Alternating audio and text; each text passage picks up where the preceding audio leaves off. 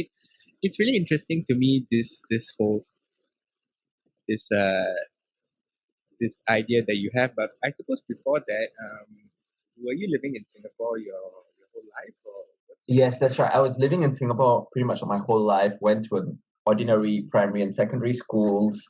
Yeah, served NS. and So then yeah, true blue Singaporean in all sense of that word. yeah, and were you always like a traveler? I mean, did you always like to travel around?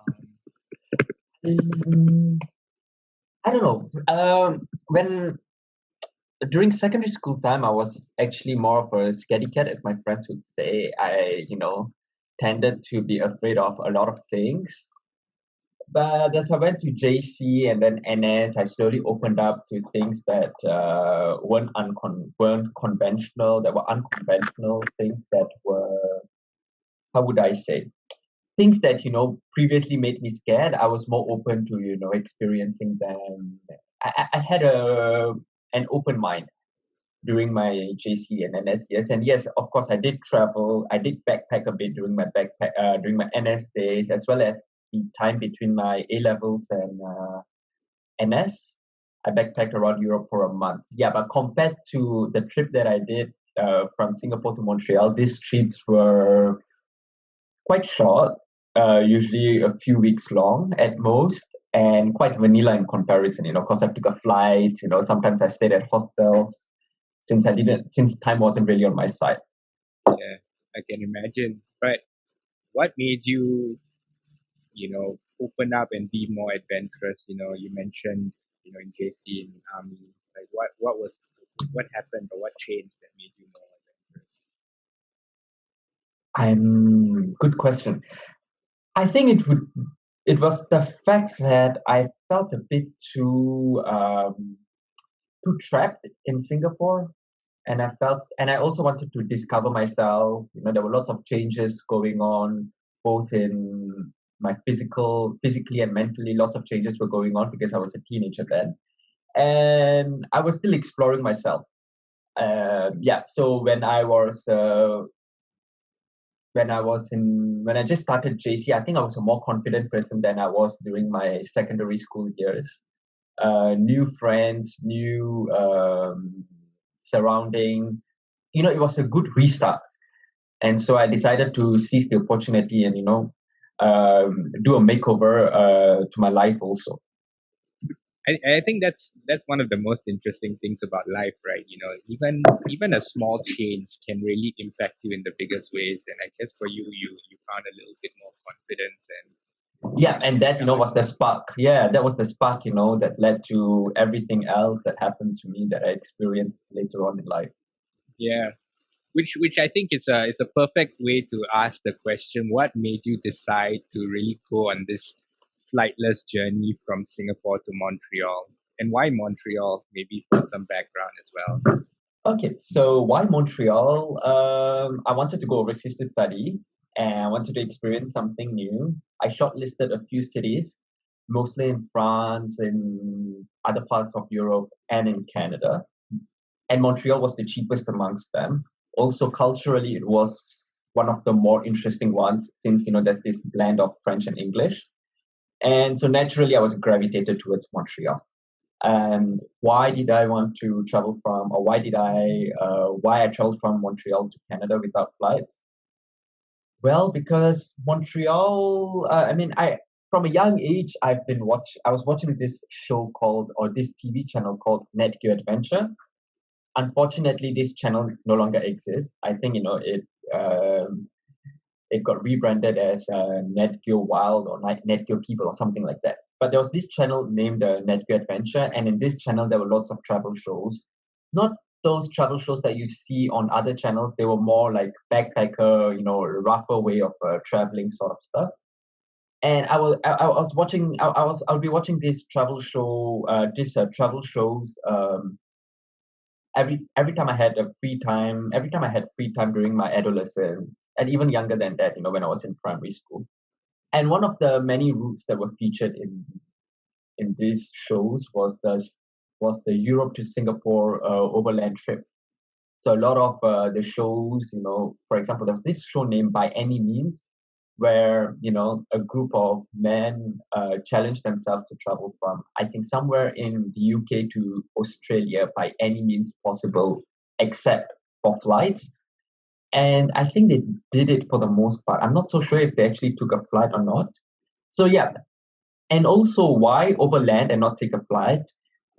Because when you fly, you just fly over a land, you don't really see anything, but you don't really experience anything. You're just skipping huge tracts of land, countries, cities that have lots of stories, have lots of culture. You're just flying over them. You're not even acknowledging that they exist. But with an overland trip, you not only get the opportunity to experience the culture, meet people. Sometimes you're forced to be in such situations, where you are where you're in close proximity with the locals, where you stay with the locals. You have to somehow speak the local language because no one else speaks English. You have to adapt to the local culture. So that's why I chose the overland trip. But why Montreal, all the way to Montreal? So I thought to myself, I had 10 months between NS and startup school in Montreal. And I was like, okay, I have 10 months and, I want to do an overland trip. But London seemed like a very arbitrary endpoint because, it was midway between Singapore and Montreal. And I was just not comfortable with it. I felt like stopping at London would just be following people who have not many people have done this before, but the few people who have done this ahead of me, it would just be following in their footsteps. And I didn't want to follow. I didn't want to follow other people. I wanted to be a trailblazer of sorts. And also, I didn't want to do something for the sake of doing it. I wanted to do something to achieve something. And yeah, and so after some spending some time thinking and deliberating my choices, I decided to travel from Singapore to Montreal without flights because that was ultimately my final destination. And I wanted to say that okay, I went from home in Singapore to school in Canada, in Montreal, Canada, without taking a single flight. Yeah. I think there are two things I kind of got out of that. The first one, it really made me think is um, doing it flightless is almost a great analogy for life because half the time, we fly through the journey because we're trying to get to the destination. And so oftentimes we forget to experience the process, let alone Absolutely. enjoy it. Yes, it's all about the journey and not the destination, as I often say. Yeah. And it's the more, I mean, people give that advice often, but it's very easy to not take it seriously. And I think Absolutely. traveling, especially the way you did, is a great way to really visualize the value of the experience. So I suppose a good question that I would have to really ask is like, what was the best experience you got out of that? And maybe maybe instead of the best reason, what are some highlight reels that will really help people visualize the journey you had? Mhm. So I really liked my time hitchhiking in the ex-Soviet states in Central Asia. It was really easy hitchhiking in those areas, and I didn't have a plan. I always tell myself, don't travel with a plan because if you travel with a plan, then you're only going to see what you know exists. You're only going to experience what you expect to experience. But if you travel without a plan, if you just go with the flow, follow the people whom you met, you know, use the advice that you hear from the word of mouth advice you hear from people, then you're going to be in situations you never expect to be. You're going to be in places you never know exist. You're going to meet people, whom you've never met before. So one of my greatest experience, I think something that really encapsulates all that I've just said is my hitchhiking experience in Central Asia. Because often I would be standing by the side of the road asking drivers if they could, give me a lift to a destination. And before I know it, I will get a ride, which will morph into like an offer, to have lunch or dinner or some meal at a street side shop. And then before I know it, they would invite me to their place, and I would spend a few days at their house, in the middle of the Central Asian countryside. So that was the yeah. So and I would experience things that I would never thought I would experience. For example, I stayed with this baker in Kyrgyzstan, southern Kyrgyzstan. He lived in the village of Borbash near the city of Osh, and he had a small bakery. So we met by chance, and yeah, he had a clientele in southern Kyrgyzstan, and he delivered bread to small shops in the region. His delivery run is easily the most scenic in the world, because he would drive up small roads that hug like turquoise waters that go to, he would deliver to small villages at the foot of snow-capped hills and mountains, drive past, green, like endless green pastures. So yeah, I would not have gotten that experience if I had not gone with the flow, if I had planned everything in Singapore. And also, if I had not hitchhiked in Central Asia. And another time I remember in Uzbekistan, so this one was a bit scary. I was eating in a restaurant alone when a group of Uzbek men, probably after work, they were drinking. And before I knew it, one of them invited me to his place. He was clearly drunk, intoxicated, could barely drive properly, but he drove anyway. So for the next 15 minutes, we couldn't drive straight. We're just swerving from one side of the road to the other. Seemed scary, but he could really drive, despite his intoxicated state. Went to his place, met his friends who were police officers. They gave me a treat. And then after that, I went to his home. And then his dad was like, "What are you doing here?" And yeah, because he lived during the communist times. So he was very apprehensive to see a foreigner. And the next day, early in the morning, when his son, who invited me to his place, was asleep and the rest of the family was asleep, the old man, the father, told me to get out. So, it could be good, it could be bad, but the thing is that you just experience things that you never thought you would ever experience. I've lived in like the Uzbek countryside, in the middle of the Uzbek village, in the Kyrgyz steppes, in Soviet apartments across Central Asia.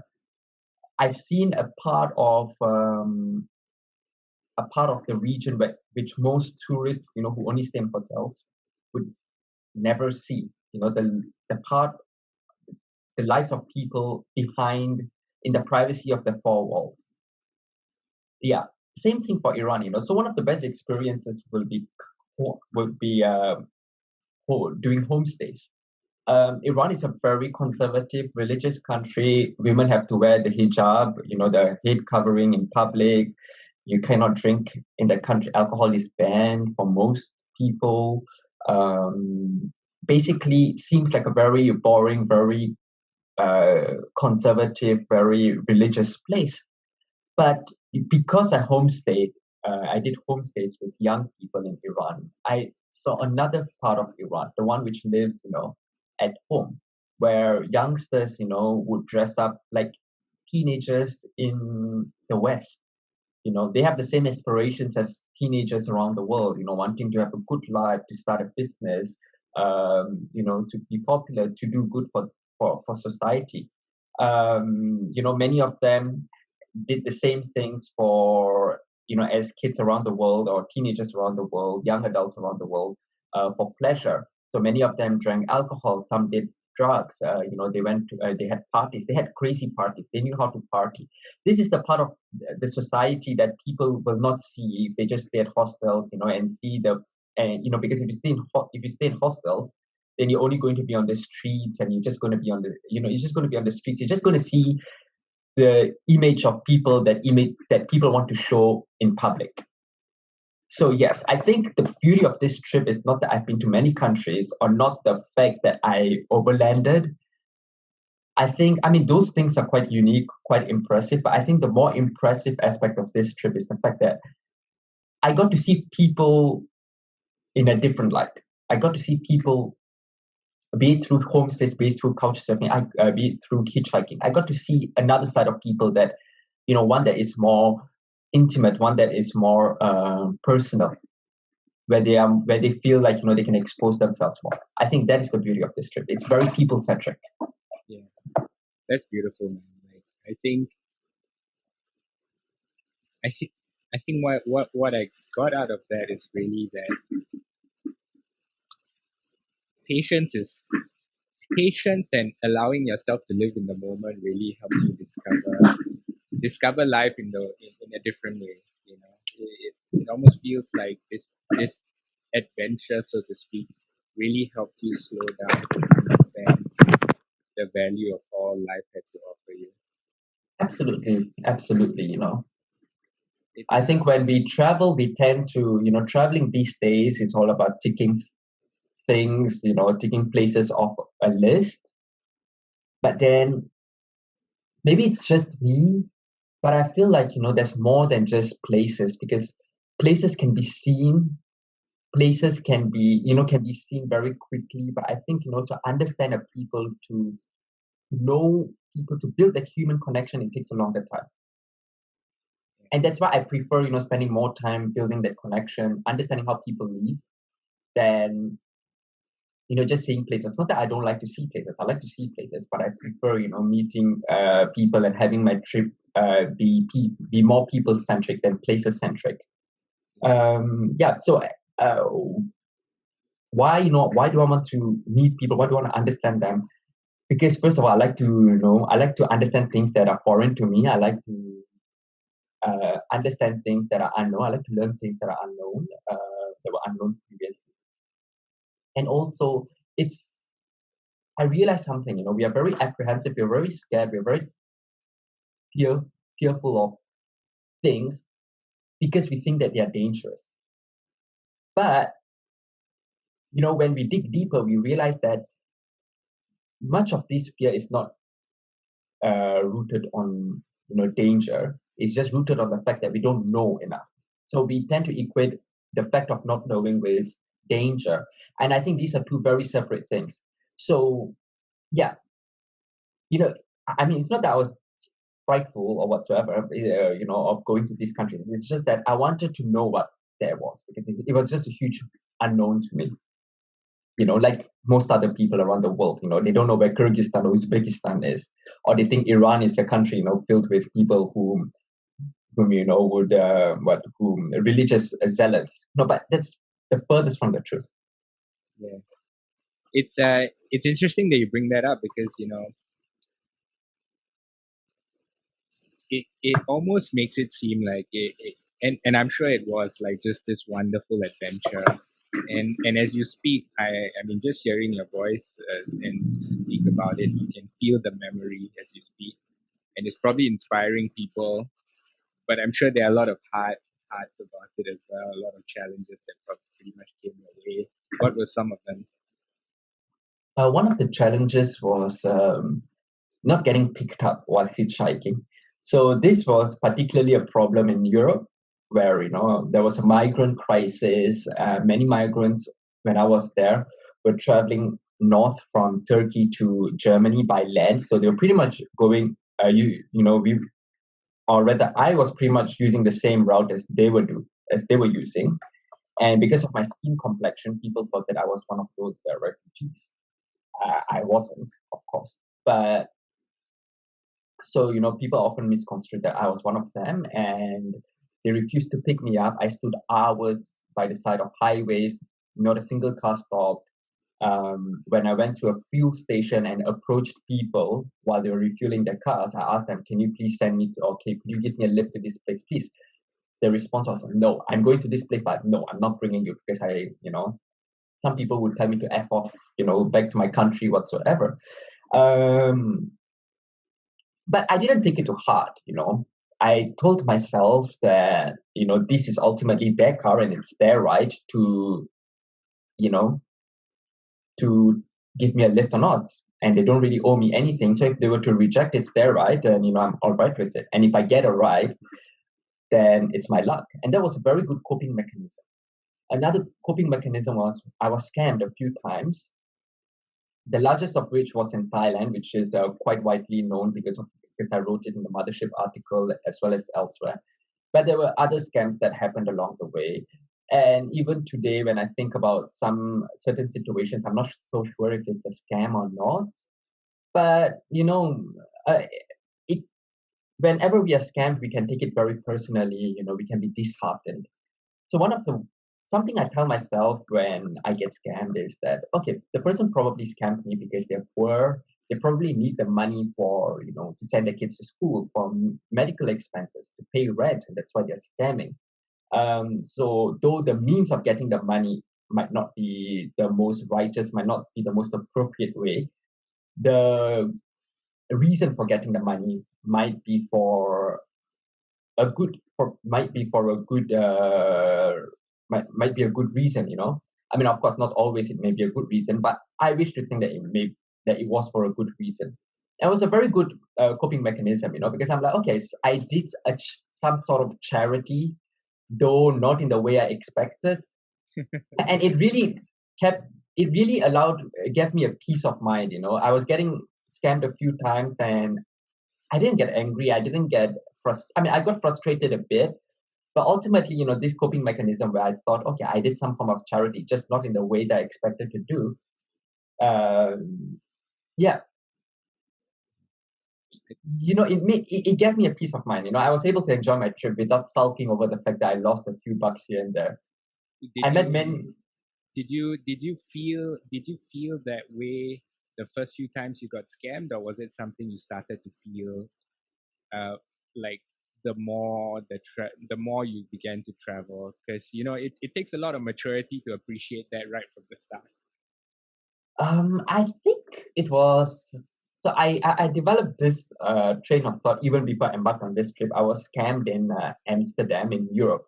So just a quick side story: how I got hooked onto hitchhiking. I was robbed in Amsterdam, and I lost a few hundred euros. Had like almost no money left, and I needed to get to Brussels.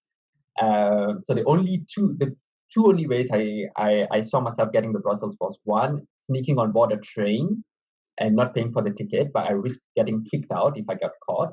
The second way is to hitchhike. And I was like, okay, let's hitchhike, let's just give it a try. I stood there for 2, 3 hours, by the side of a road outside of Amsterdam. And before I was picked up and, given a lift to Brussels. Very good experience. And because of this first brush with hitchhiking, where I was forced to hitchhike, I fell in love with it. And after that, even though I had money, I still preferred to hitchhike because I got to talk with people and all. So it was because of this robbing incident. I mean, it was my first time getting robbed, scammed, and it was a considerable amount. I was sulking over it a few days, over a few days, and then I thought to myself, wait, this guy could have robbed me because he could have medical expenses he couldn't pay. He could be late on rent. He could be, late on some school fees, or he needs to put food on the table. And yeah, and when I started thinking about it this way, it brought peace to my heart. It made me at ease with the situation. I stopped sulking. I was like, okay, no point crying over something that has happened. Yeah. So it was due to this incident that I developed this train of thought, and whenever something bad happens, I tend to apply this train of thought. Of course, the money could go into the wrong hands and they could use it for the wrong reasons. But I prefer to think that the money was spent in for good reasons. Yeah, that's awesome, man. It's great that you have that mindset. And since you're sharing so much, I'd like to share an experience I had as well. Because I was in Ecuador in 2013, right? And of course, it was a university exchange program. And the first day there, the dean of admissions or the dean of students, he was saying like, like Ecuador is the number two, is the second most dangerous place in South America. So what you want to do is put your backpack in front of you. Just always, observe the crowd around you so that you're in case there are any people who might be sketchy or dodgy. And so he was going through this list of security things that we should be doing, and I started to be thinking to myself, oh no, did I make a mistake? And so the next day, while I was waiting for the bus, I did exactly what he said. I put my bag in front, just started to observe. But after a few minutes, I realized that everyone was looking at me like I was the suspicious guy, like it wasn't the other way around, And I realized, like, to your point, sometimes, the darker your skin or the more foreign you are, the more guarded people become, right? Yes, And that's right. and I think that's no we can say it's good, bad, ugly, whatever. But I think at the end of the day, if we just embrace it as reality and do our Yes. best to bridge the gap, I think that's all we can really do, right? I mean, there's Yeah, not much that's right. else. And I suppose when you encounter some things like that. Sorry. Sorry. No, it's Sorry, okay. No excuse me. worries. Yeah. when you encounter situations like that, when people say, say vulgarities or tell you to go back to your home country and all, like, did you think about it, after the fact, or did you just appreciate it as part of the journey? um, you know, when people tend to say something negative to me, I mean, I'm quite stubborn, I'm quite thick-skinned, so it works both ways. But in this circumstance, it was, I think it's good being thick-skinned because, I just couldn't be bothered by what they said, and so, yeah, I was like, okay, I mean, you want to say that, you can say it, I don't care. Like, it didn't affect me Yeah, because I'm naturally a very thick-skinned person. So in this circumstance, in such situations, it was actually a good thing. awesome. What was the route you took to Montreal? If I could just get like a understanding of that. So I went up north, Southeast Asia, went to China. I did a small detour to North Korea, came back to China, then I went to Central Asia, Iran, Turkey, and I went to Europe. Then in Germany, in Bremerhaven, Germany, I took a ship across the Atlantic, a cargo ship to Charleston in the US. Then from Charleston, I went up north to Montreal. Wow. From that, I have two questions. Well, the first one, what was North Korea like? I think it was exactly as what we know about North Korea, at least from what I've seen in on TV and documentaries online. So I wasn't really shocked. I think North Korea. I think North Korea is one of those few places where you learn more about the country from the outside than from the inside. Because from the inside, everything is censored. Everything is or most things are sugar coated. So in terms of what I've learned in North Korea, I mean, I did see things. I did realize that some of the stereotypes are not true. Like, but in other ways, yes, it's a very oppressive country. Where people are spied on. Where even the tour guides, they had to work in pairs. And whenever one of the North Korean tour guides, talk to a foreigner, the other one has to be within hearing distance, so that they keep each other, in check. And if anyone says something that's out of the official line, then the other one can snitch on the colleague. So yeah, in that way, it's quite how would I say, it's quite people. Yeah, it's quite you are surveilled. You don't really have the privacy that you have elsewhere, as a citizen and also as a foreigner.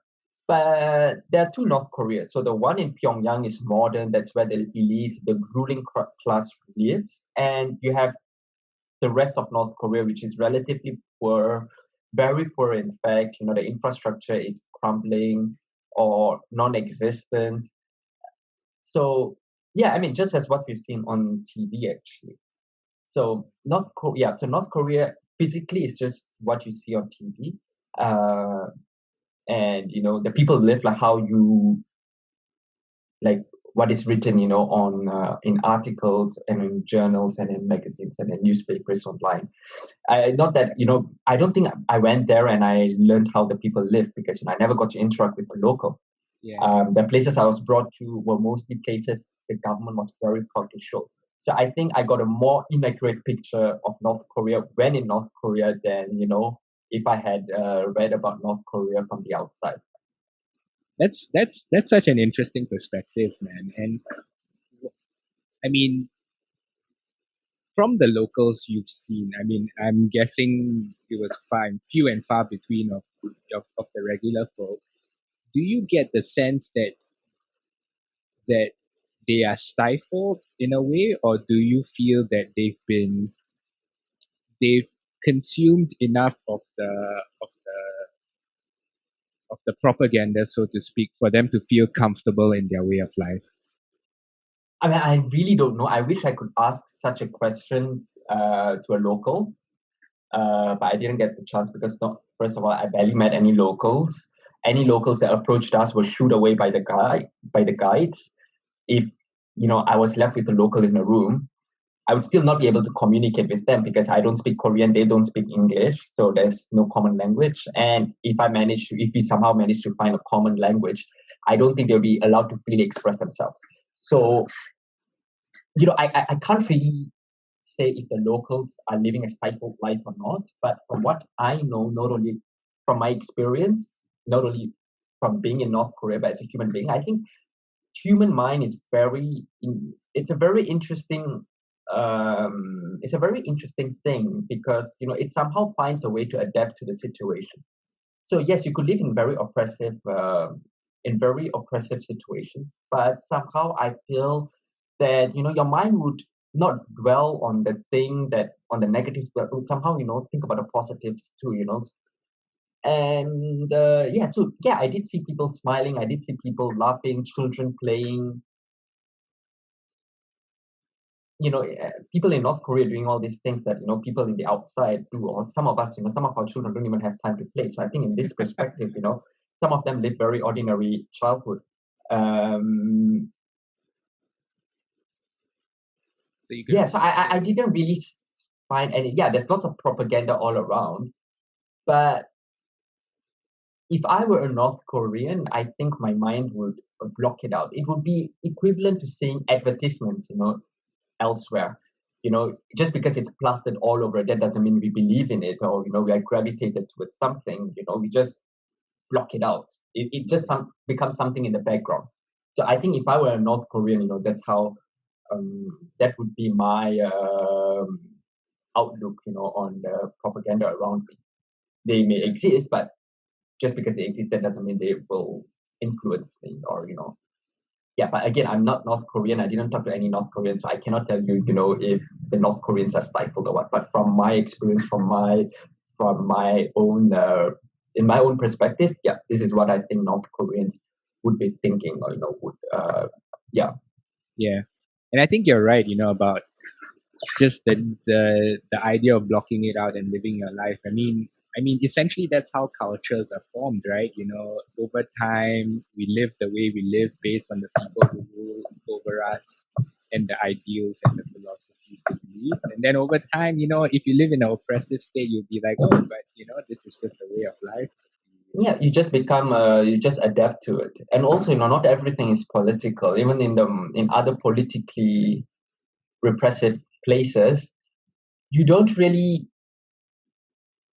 people's life is just not, politics is just one very small aspect of people's lives. There's so many other aspects. Yeah. Yeah, I get it. And the second question is the getting on a cargo ship or a vessel to Charleston from Germany. How did that come about? Do you just ask them like, can I get a ride, or do you have to work on board? Like, what's the go to? So in the past, I think 2 decades ago, it would have been possible if I had just, approached a shipping a captain or a crew and told them, hey, can I go on board and I'll work, in return for a place on board. But these days, post 9/11 world, it's quite different. There's lots of security involved, security checks involved, especially given that my trip was from Germany to the US. So I first of all had to apply for a US visa. I have a Singaporean passport, so by right I don't need a visa. I just need an electronic authorization. But because I have been to North Korea and Iran, and also because I'm traveling by cargo ship, I needed to get a US B1 B2 visa. And I think they do background checks if you before issuing B1 B2 visa. I applied for it in Uzbekistan, in Tashkent, Uzbekistan, and that was a very frightening experience because they were rejecting everyone else's visa. You had to go to an interview, and you had to the consular officials were asking you a few questions, and if they weren't satisfactory with your replies, you were denied a visa. Thankfully, I received mine. And yeah, so 2 months out, when I was in Central Asia, Iran, I was searching for cargo ships to get from Germany to the US or anywhere in North America, from anywhere in Europe, because there are not many sailings and not all cargo ships allow passengers on board. So I was, beggars can't be choosers. I just had to make do with whatever there was. So I sent a few emails to a few shipping companies. Not all replied. The few that replied really late. And yeah, but somehow, thankfully I found a ship that was sailing from Bremerhaven to Charleston. And I said, okay, I'm getting aboard this ship. Yeah. And yeah, so I had to pay, I forgot the sum, maybe about 2,000 Singaporean dollars, which seemed very hefty. But you have to keep in mind that it was an 11, 12-day journey. You have your own cabin, which is almost like a hotel room. You get fed 3 meals a day. So it's almost like a floating hotel for Yeah. 11 days. And Yeah. if you see it in that perspective, it's actually quite worth it. It's also a unique experience. Not many people have been on a cargo ship. Exactly. Yeah. I mean, 2,000 for 11 days is not too bad at all, actually. But Absolutely, yeah. when you say three meals a day, I'm guessing you eat with the crew and you kind of. So a ship, there are lots of ranks, and so it follows a hierarchy.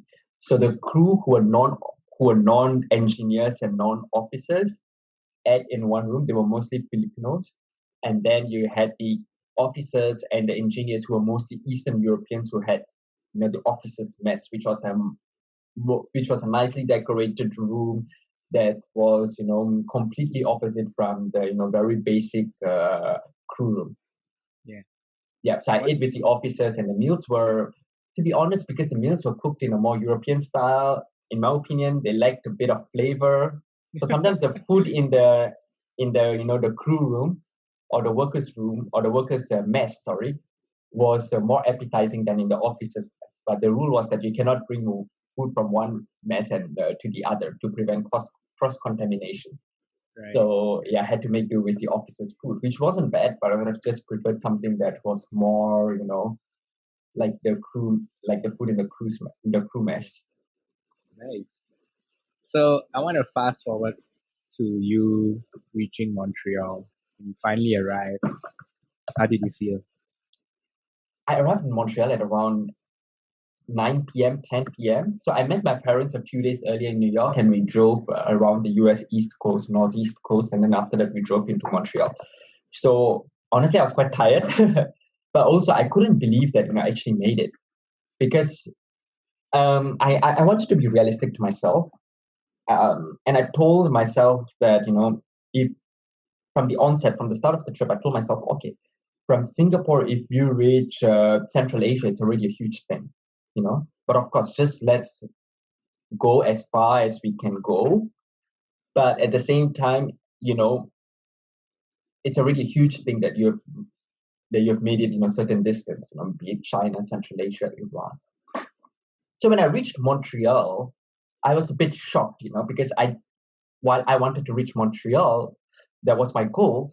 There was also a part of me that was like, okay, I might actually not reach Montreal. Let's be realistic. If I reach Europe, it's already a huge thing. So I was shocked, surprised, but very pleased with myself. But I didn't have much time to celebrate because school started about 6 days after the end of my trip. So I had to do a lot of bureaucratic errands, settling to my new place, basically, the stuff you do when you have uprooted yourself to a new place. Yeah. But And somehow, somehow, I went to school on time, and everything sort of sorted itself out. So I'm glad that, yeah. So yeah, it was. So I wasn't really thinking much about the trip. Yes, I was happy, but the trip was. I didn't celebrate it as much as I think I should have. yeah, well, it's not too late, my friend. It's not too Yes. late. And I think it's important for you to celebrate it because it's a testament to your character, right?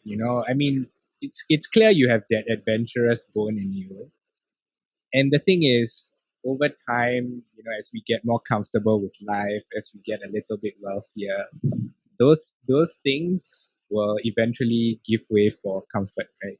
You want to just like I know it's just no matter how adventurous we are, there'll be certain things. Maybe we have a family, we might not have that Yes, we might be family. tied down to commitments. Yes, exactly.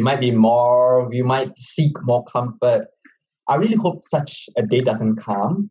Yes. But I wouldn't be surprised if such a day comes. But there's one thing I always tell my friends, and that is my biggest fear is that I've done so many cool stuff when I was in my 20s, when I was 20 years old to be precise, that now I feel like I don't have things to do in the future that will compare. Yeah. So, you know, yeah. So that's my biggest fear. Um, But if I could just maybe add to that, I I would look at it differently, right? Because adventure comes in many forms. yes, that's right. And the reality is you don't know what that next adventure will look like. And I don't know, you have an open mind, you are down for anything. I think you should just live in that moment, like, Absolutely, absolutely. Just go with the flow, live the moment, have no regrets. Yeah, yeah. I mean, and one thing that I suppose was a way that you celebrated it with you writing that book, right? absolutely, absolutely. So the book has a very interesting story. I wanted to, so during the trip, I was like, okay, I'm going to write a book about this trip at the end of it. But once when I settled in Canada, you know, the book just, I just had to deal with school. I had to deal with the new environment, starting, a social circle from scratch. So many things in life, that I had in Singapore, I had to start anew in Canada. And those were my priorities. So the book was sort of like, at the back of my mind. It was a plan on hold if I was ever going to write one. Then, thankfully, COVID happened. So we were all forced to be indoors, and all of a sudden, I had too much of time to kill. And I was like, okay, now is the now or never moment to write a book. And I wrote a book. And so sometimes how people write is that they seek a publisher, they write a pitch to a publisher, and then they write a book. And once when they get the publisher's approval. But I was like, by the time the publisher reviews my pitch and sends me back the approval, I will be, too, yeah, I would have to go back to school. It'll be a few months later, and I wanted to do it now and then. So I was like, okay, let's meet. I took a gamble. I was like, let me write the book first, and then I will submit it to the publishers later. And that's what I did. All of them rejected it. This was before the articles and all, because they couldn't find a home for it. So I was like, okay, fine, they reject it or reject it. I will just publish it myself. And so I published it myself. And yeah, and then after that, I wrote an article for the mothership, and then my name just grew. So now I hope that some of the publishers would reconsider their rejection, and and I hope that at least one of them will pick up my book. Yeah, fingers crossed, man. I mean, it's it's interesting because I can relate to that because after my trip to South America, I also wrote a book just to describe that experience. And I'd love to trade books with you. And Yeah, absolutely. So you wrote it, and it's on Amazon, yeah, I that's assume. right. And What's the name? it's called La Chuya Vida. Okay, maybe you write it to me in Yeah, the. I'll write it to you as a fan. But I think one of the things that uh, and one of the things that makes me relate to your story as well is the fact that the adventure needed to be immortalized, and the only way you could do Absolutely. that was to write a book, was to put pen to paper. Yes. So whenever I write a book, or whenever I was writing the book, and whenever I think about the book, the first thing that comes to mind is an 80-year-old me, reminiscing the old days. If I'm lucky, if I ever reach that age, looking at the way I live my life, I'll be very lucky to reach half that age. But if I ever reach 80 years old, and I'm reading that book, I think I think it would be such a sweet experience, reliving my old days. Yeah, I think so too. I mean, that's how I think about it as well. And maybe it's just something for the world to remember that life's an adventure, right? And life's meant to be experienced as well. Absolutely. I think a lot of Singaporeans personally say that life needs, they always complain about how stressed life is, how how monotonous life. A lot of Singaporeans often say how stressful life is, how monotonous life is. But a lot of them are also too scared to step out of the comfort zone, to be trailblazers, to do something unique. So I thought to myself also, yes, I've done something unique for myself, but I also needed to write my experiences to inspire other Singaporeans out there, especially the young ones, who think that they may be alone, and so they hesitate a bit to do something very different. Yeah, Because yeah, I mean, there are people who have done something similar, mostly from Europe and the US, but Singaporeans just can't relate to them. yeah, Singaporeans will just be like, oh, they come from a totally different culture, they don't need to serve NS, for example, but we are Singaporeans, we're different, so we can't do that. And I wrote this book to tell people indirectly that it is possible if you put your heart and mind to it. yeah. Nicely said, man. I have one final question for you. What is what is one life lesson you can take away from this experience? From this experience, I think a life experience would be Oh, sorry. Maybe more accurately, what is a life lesson? a life lesson. I think not everything is black and white. You know, people might not necessarily agree with your worldview, because often, politics was a issue that, a topic of discussion with many people I met, and I didn't necessarily agree with them. But what I've learned is that people have different perspective to an issue. Some people see the glass half empty, some people see it half full. That doesn't necessarily mean they're wrong. Or, they could have views that may seem archaic and prejudiced, but I wouldn't fault them for that, because, they lived very tough lives. They lived in cultures that are not as, how would I say that, not as open as, cultures elsewhere. So yeah, I don't think, I think at times we cannot fault the individual, for holding views that we might not subscribe to, or even holding views that may seem, derogate, discriminatory or prejudiced whatsoever. Because sometimes it's just the upbringing, and it's very hard, if you've been taught a certain thing, to rid of that school of thought and subscribe to something totally different. So that is the life experience that I learned, and I hope that many people will also realize out there.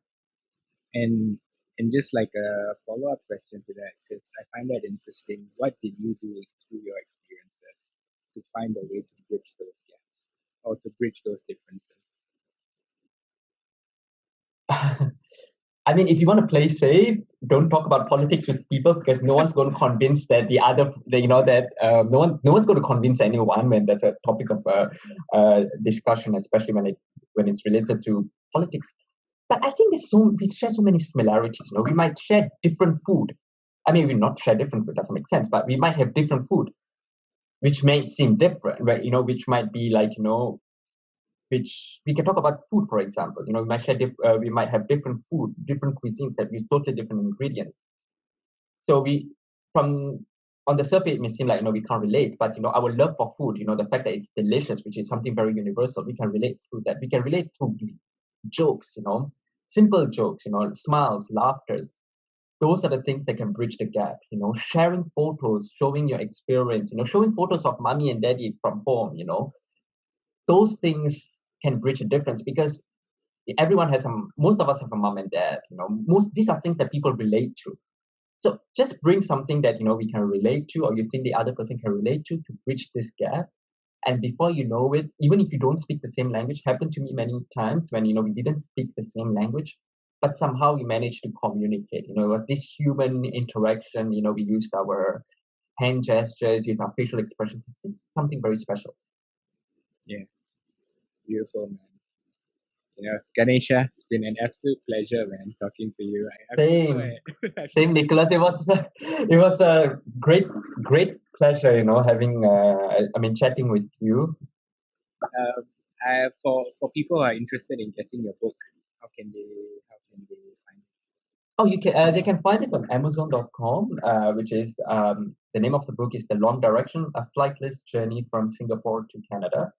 I should be making it available, like the book available through me too. So they can contact me on my Facebook or Instagram pages. My Instagram page is The Long Direction, THELONGDIRECTION. Yeah. And my Facebook page is The Long Direction. So it's the space long/direction. So they can contact me if they want to know how to get the book, or if they want to get it through me. If not, they can get it on Amazon. Absolutely, man. Rest assured, I'll promote it as much as I can because I think Thank you very much. that needs to It be means a promoted. lot to me. It means a lot to me. I greatly appreciate it. No worries, man. Stories like this need to be heard, so I'm more than happy to share Thank you. that.